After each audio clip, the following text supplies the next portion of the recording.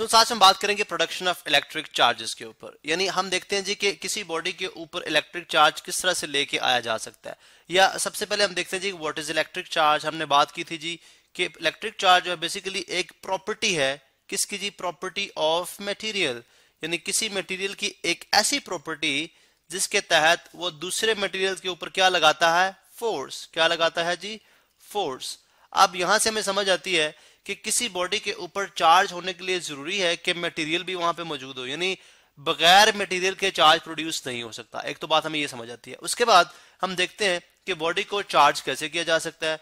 अब बॉडी को चार्ज करने का जो ओल्ड मेथड है दैट इज कॉल्ड रबिंग। हम रबिंग के थ्रू बॉडीज को चार्ज करते थे। पुराने जमाने के, पुराने वक्तों की बात कर रहा हूं। किस तरह से लोगों के पास, लेट सपोज किसी के पास अगर एक ग्लास रॉड है, ठीक है, नहीं ग्लास का एक रॉड है, ठीक है, अब यानी शीशे का जो ग्लास होता है, शीशे का जो एक रॉड होता है, इसको उन्होंने क्या किया, अभी जनरली ये क्या है, ये इलेक्ट्रिकली न्यूट्रल है, लेकिन अगर हम इसके नजदीक कागज के छोटे छोटे पीसेस लेके आते हैं तो हम देखते हैं, बज़ाहिर हमें यही लगता है कि इसको ये जो ग्लास रॉड है, ये कागज के जो टुकड़े हैं छोटे छोटे, इनके ऊपर कोई भी फोर्स एक्सर्ट नहीं कर रहा। लेकिन according to law, gravitation law of Newton, हम बात करते हैं कि दो बॉडीज के दरमियान फोर्स ऑफ अट्रैक्शन जो है वो मौजूद होती है, जो कि आप न्यूटन लॉ के केस में स्टडी कर चुके हैं कि वो किस तरह से होती है। लेकिन अब यहाँ पे वो फोर्स इतनी कम है, वो इतनी कम है कि यहाँ पे वो हमें अपीयर नहीं हो रही, यानी उसका कोई भी इफेक्ट हमें दिखाई नहीं दे रहा कि ये जो कागज के टुकड़े हैं, पीसेस ऑफ पेपर है, ठीक है,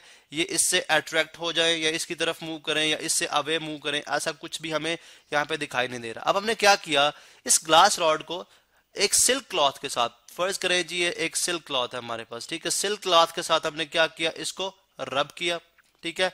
अब जब हमने इसको रब किया तो हमने देखा कि उसके बाद इस रॉड के ऊपर क्या आ गया, एक चार्ज आ गया। उसके बाद जब हमने कागज के पीसेस को इसके नजदीक किया तो इसने क्या किया, उनको अट्रैक्ट किया। यहाँ पे हम जो है वो यहाँ पे इसको रिमूव कर देते हैं जी, जस्ट हम अट्रैक्शन का एरो शो करते हैं कि अभी इसने क्या करना शुरू कर दिया, ग्लास या कागज के पीसेस को अपनी तरफ अट्रैक्ट करना शुरू कर दिया, ठीक है। अब हमें यहाँ पे समझ आई कि जब वही कागज के पीसेस को हमने सिल्क के पास लेके गए तो सिल्क ने भी अट्रैक्ट करना शुरू कर दिया, सिल्क ने भी अट्रैक्ट करना शुरू कर दिया। मतलब कि हमने जब इसको रब किया तो चार्ज प्रोड्यूस हुआ ग्लास के ऊपर भी और चार्ज प्रोड्यूस हुआ सिल्क के ऊपर भी। तो यहां से हमें एक और जो बात समझ आई वो ये समझ आई कि चार्ज हमेशा किस तरह प्रोड्यूस होता है, पेयर की फॉर्म में प्रोड्यूस होता है। यानी अगर एक बॉडी चार्ज होगी तो उसके रिएक्शन में दूसरी बॉडी भी चार्ज होगी, हमेशा चार्ज पेयर में प्रोड्यूस होगा, ठीक है। अब पहले हमने बात की थी बॉडी इलेक्ट्रिकली न्यूट्रल थी, ठीक है, जो कि कुछ भी हमें अट्रैक्शन या रिपल्शन शो नहीं कर रही थी, कोई भी फोर्स इन के ऊपर बज़ाहिर, जैसे हमने ग्रेविटेशन लॉ को हमने बात कर ली लेकिन वो फोर्स बहुत कम है, लेकिन बज़ाहिर हमें कुछ भी नजर नहीं आ रहा था कि कागज अट्रैक्ट हो रहे हो या रिपेल हो रहे हो। लेकिन जब हमने बॉडी को रब किया सिल्क के साथ, ग्लास रॉड को रब किया सिल्क के साथ, तो बॉडी क्या होगी, इलेक्ट्रीफाइड हो गई। यानी जब किसी चीज के ऊपर चार्ज आ जाए तो हम क्या कहते हैं, वो बॉडी क्या हो गई है, इलेक्ट्रीफाइड हो गई है, ठीक है। अब यहाँ पे फिजिक्स को ये बात समझ आई जी कि जो फोर्स है बेसिकली वो एक, उसकी नेचर जो है क्या है, एक तरह की नेचर है, that is called attraction. So for ये बात थी, ठीक है। उन्होंने बोला जी कि जो फोर्स है, जब आप रब करोगे, जब बॉडी इलेक्ट्रीफाइड होगी तो वो दूसरी मटेरियल को अपनी तरफ अट्रैक्ट करेगी, ठीक है। अब किसी और इलाके में जो लोग चार्ज गेन कर रहे थे वो किस तरह से कर रहे थे, उन्होंने एक एबोनाइट या प्लास्टिक का एक, यानी जिसके वो आपके स्विच वगैरह बनते हैं, प्लास्टिक का एक रॉड लिया, ठीक है। अब इस प्लास्टिक के रॉड को उन्होंने अगेन सिल्क के साथ क्या किया, रब किया। प्लास्टिक रॉड को सिल्क के साथ क्या किया, रब किया। जब उन्होंने इसको सिल्क के साथ रब किया तो उनको ये बात देखने में आई कि यहाँ पे भी वही फिनोमेना हुआ। जब इनके नजदीक इन्होंने कागज के पीसेस को रखा तो इस प्लास्टिक रॉड ने, जो कि अब इलेक्ट्रीफाइड हो चुका हुआ था, इसने भी कागज के पीसेस को ट्रैक किया और सिल्क ने भी ट्रैक किया। तो यहाँ पे भी इसी तरह से लोग जो है वो चार्ज जो है वो बॉडीज को इलेक्ट्रीफाइड कर रहे थे, उनके ऊपर चार्ज लेके आ रहे थे। अब यहाँ पे हमें ये भी बात समझ आई कि यहाँ से भी फोर्स ऑफ अट्रैक्शन ही आ रही, तो यहाँ ये भी लोग यही समझते थे फोर्स ऑफ अट्रैक्शन की वजह से ऐसा होता है। लेकिन लकीली बाय चांस एक दिन ऐसा हुआ कि एक जो फिजिस्ट था उसने क्या किया कि एक चार्ज ग्लास रॉड के सामने, यानी एक इलेक्ट्रीफाइड ग्लास रॉड के सामने, ठीक है, अगर देखें एक इलेक्ट्रीफाइड ग्लास रॉड के नजदीक एक दूसरा इलेक्ट्रीफाइड ग्लास जब लेके आया तो उसने देखा कि उसने रिपेल किया। यानी जैसे आप इसको यहाँ पे लाकर छोड़ते हो तो यहाँ से ये क्या करना शुरू करता है, अवे मूव करना शुरू कर देता है, ठीक है, अवे मूव करना शुरू करता है। अगर आप ये देखें यहाँ पे लाके छोड़ेंगे तो दोनों एक दूसरे से अवे जाएंगे। अभी मैं इसको तो शो नहीं कर सकता, लेकिन क्या होगा, ये दोनों ग्लॉस रॉड एक दूसरे से अवे मूव करना शुरू कर देंगे। तो यहाँ पे बड़ी एक हैरानकुन बात ये सामने आई कि इसका मतलब ये हुआ कि चार्जेस के दरमियान जो है, यानी जो फोर्स है उसकी तो एक और नेचर भी है। यानी यहाँ पे तो यहाँ तक तो अट्रैक्ट कर रही थी, मैं रेड कलर से शो करूंगा, यहाँ पे उसने क्या करना शुरू कर दिया, रिपेल करना शुरू कर दिया, रिपेल करना शुरू कर दिया। ठीक है, बल्कि हम इस तरह से शो करते हैं, ठीक है, एरोस। ठीक है, यहां से उन्होंने क्या करना शुरू कर दिया, रिपेल करना शुरू कर दिया, एक दूसरे को परे खींचना शुरू कर दिया। तो मालूम हुआ जी फोर्स की एक और नेचर भी है, यानी जो फोर्स अप्लाई हो रही है वो एक रिपल्सिव नेचर की भी है। उसकी क्या नेचर है जी, रिपल्सिव। तो यहां तक तो बात समझ आ गई, जो फोर्सेस एक्ट करती हैं वो अट्रैक्टिव नेचर की भी हो सकती हैं, वो रिपल्सिव नेचर की भी हो सकती हैं। अब अगला जो प्रॉब्लम था वो ये था कि अगर हम उस फोर्स की प्रॉपर्टी, उस मटेरियल की प्रॉपर्टी जिसको हम इलेक्ट्रिक चार्ज कह रहे हैं, लिखें तो क्या लिखें।